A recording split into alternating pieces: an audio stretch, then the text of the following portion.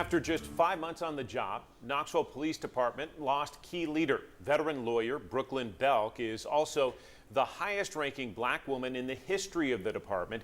She joined it in February and is leaving this week. Well, 10 News investigative reporter Grace King is joining us now with what we know about this sudden departure. Grace? John, Brittany, Chief Paul Noel says they knew Brooklyn Belk wouldn't be at KPD forever, but he had hoped she would stay there longer than this. It's unclear why she's leaving just 150 days into her role. In February, city leaders welcomed Deputy Chief Brooklyn Belk with open arms. She's the first ever civilian appointed as a deputy chief. The job was created for someone like Belk. Noel envisioned someone with legal expertise and experience working with law enforcement. He met her through Knoxville's law director, Charles Swanson, a good friend. Belk was just what Noel wanted. When you really take a look at her resume, she's accomplished more in her life than some people have done in 3 lifetimes. Noel and Belk set out to change the Internal Affairs Unit at KPD. It's now called the Office of Professional Standards. The main thing has been building systems where they didn't exist before. So the way we handled internal complaints, we had good people working on some of the challenges, but we didn't have systems, and she's built that framework. Those changes were met with resistance, even outright concern from some members of her team. The internal turmoil led to a retirement, resignation, and transfers. Longtime respected Sergeant Amanda Darnell-Bunch sent a department-wide email on her last day.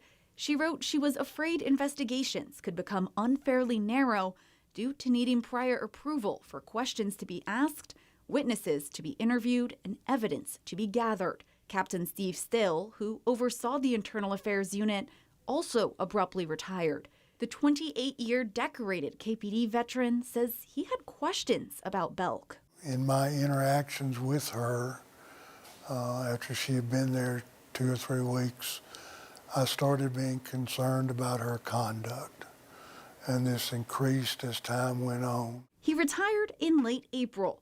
A few days later, he requested a copy of her background check from before she was hired. The 34-page document details a storied career that includes work as a federal prosecutor, educator, and independent counsel. Investigators wrote she showed a strong desire for the role at KPD, and the report shows everyone they interviewed, supervisors, coworkers, subordinates, and friends, spoke very highly of her.